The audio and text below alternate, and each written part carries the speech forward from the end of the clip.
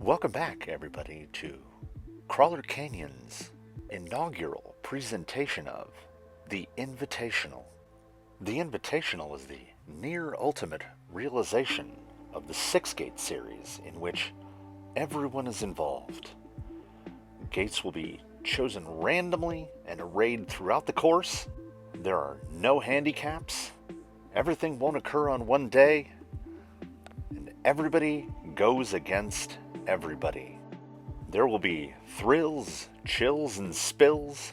There will indeed be successes. And along with those successes, there are sure to be failures. And as this is a six-gate project, scoring is the same as it's always been. 7 points for a gate hit, 10 points for a rollover, 2 points for a reverse. There are no gate points, so a perfect run is a 0. So sit back and relax as Crawler Canyon presents the Invitational. This being Group 3 in the first round, the placement round of the Invitational. It's the same thing that hopefully you've seen a couple times before.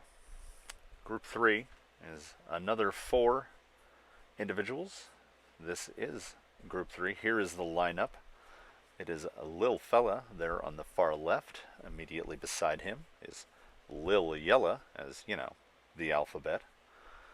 Third up on the day, Misdirection. And closing out the day, none other than Rusty. Some small spoiler for those who've seen the Group 2 run. As a wise man once said, it's deja vu all over again. Lil Fella, who in the staging area was heard to remark saying, "I'm only doing this for the gram," which I don't really understand, is already in the opener. We've seen this particular technique utilized before. And it takes a Lil Fella with a 242 millimeter wheelbase and an 80 turn motor.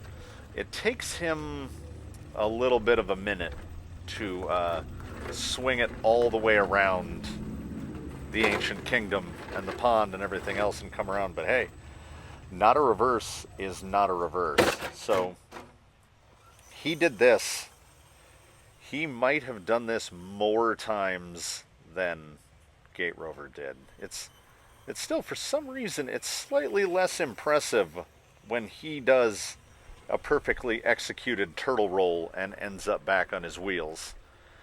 When Gate Rover does it, I think it's a scale thing. Like, he's so big and tall that you'd think that thing shouldn't roll over like that.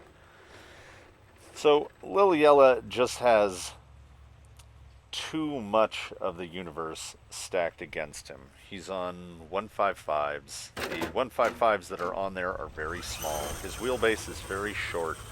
His ground clearance is very little. And love him for what he is, but in the group that he got put into, he's in the tank with predators, basically. I don't know if he's up against the stiffest competition that the groups have to offer, but it's pretty rough. After many minutes of this, the judges were just like, if you can make it up to the pagoda level, we'll call that good. You know, this is like a feeling out sort of episode. And he did try to climb a tree at one point. So it was already effectively determined that he was not going to be able to clear Gate 1. He couldn't even get in the region of Gate 1. So after he went to opt to do the run around the pond one last time, the judges were like, all right, we're going to set you on top, and we'll give you a pass to go to try gates 2 and 3. Like, you've got to get some course practice in at least. Let's make something out of this. And it was all rough. It was a very rough day for the fella. He could not pass gate 1 at all. He tumblebugged his way through gate 2. He did get a little practice in self-righting, over self-righting. Comes back the other way, so he's got some skills, and he will be in the bottom group. Like, I mean, I don't know if it's arguable that he will be in the bottom 4. He could not transition out. This could have gone on easily as long as the attempt to clear 1. And he almost got all 4 tires out of the dirt. And you feel bad for the little guy, but Dems de brakes, and he pulls a DNF. Wasting no time moving out onto the course. What I think we all expect to be one of the sharks of the group. Outrunner equipped, long wheel-based, weightless bodied, fitted with JConcepts holds. Lil Yella, the element-based monster that, I mean, he's definitely, I mean, competition is not a guaranteed thing for Lil Yella. He has gone through many iterations. He was pretty much the unstoppable monster of the 6 gate for the first couple 6 gates that ran. And then he went through a bit of a down phase. But this is, I'm pretty sure this is his first comp that he's pulled out onto the course fitted with the Gozer. Definitely the first on the holds. So the Lil Yella that just stampeded through there is not the Lil Yella that has set rubber to other comp courses. He of course cleaned it, and I've already lost track of who has cleaned. We will see. Misdirection, another hodgepodge. This is the hodgepodge round. Misdirection, moving silently on the Scorpios, has no problem whatsoever with gate 1, and perhaps less problem with gate 2. It seems, though, we've only seen a couple attempts where the person, whatever rig, just effortlessly passes gate 1, does the same thing to gate 3. So I think a big part of it is a tire issue. Now, she rolled directly over top of the right-hand gate on gate 3, the right-hand marker. So full 7 points there. Here comes Rusty, I think in the entire competition, these are the second smallest tires of the entire competitive group. These, of course, being the JConcepts Bounty Hunters, which are sub 100 millimeters. So they are well under even a class 1 size tire. Rusty, as we know, also has one of the longest bodies. He's got full bumpers. He's rocking everything long, and he's got AR45 straights under a Traxxas everything. And this is a line that does not look possible or passable. But the Bounty Hunters, having the tightest lug spacing of any tire in the entire fleet, they actually look like a light truck radial, somehow pushed up that hill. And when I say a TRX-4 with AR45 straights, that's pretty much what he is. There's no knuckle weights. There isn't a speck of brass on that truck. He was basically a parts bin build out of stuff that was intended for other projects and never made it onto those projects. So every time Rusty rolls out onto the course, he can surprise you. He has a lot of that Ironsides factor in that he can outdrive what he appears to be. He is shot marker 3. He's just going to roll it off.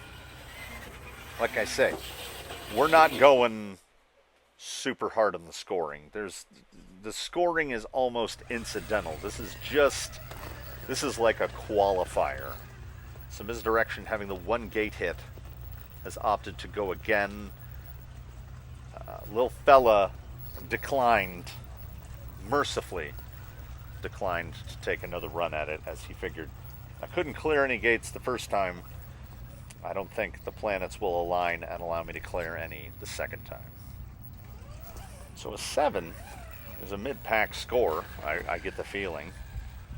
I would think Misdirection would be happy sitting on a 7, but, you know, everyone here is more competitive than they would like to admit.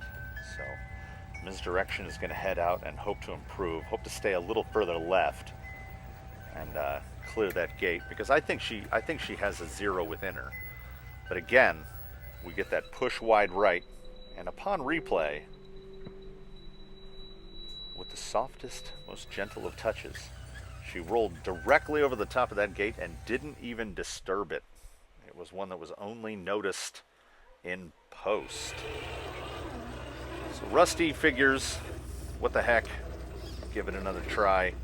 He takes, honestly, he takes a bonkers line into gate 1. That is sideways. I guess that steel frame, that steel rock slider is just making good contact. He's going for the same sort of, that's not a passable line again.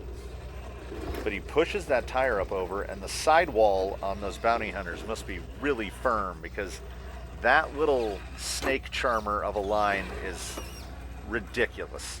I don't know if anyone that has run before could copy that line. It was generally thought that more people were going to have a problem at that gate 2 point with that big rock, but I guess the marker should have been further right. Everybody was just absolutely managing it. Rusty here trying not to have the Misdirection problem of getting shuttled out to the right, and unfortunately he can't avoid it, and at some point here launches the marker. Something was hung up. There it goes. Something was hung up, and I think he just got the best of himself. Like he got frustrated with himself at that effort. So he's going to sit on the 7 points that he sat on from before, which his first run and his second run were effectively identical. So this is not as low scoring across the board as Group 2. We've got a DNF in there, just a 1-0 on the day from Yella, and then a single gate hit from each Rusty and Misdirection. And yeah, it's a little generous with Rusty, perhaps. But like I said, this is the placement round. That's going to put him middle of the board. I think it actually gives a better placing for Misdirection. I think she's going to be a little stronger there. And much like the previous groups, we got to see some properly good stuff. Those holds are proper claws, because once again, the firmest foam of any tire in the fleet, and you'd never be able to tell.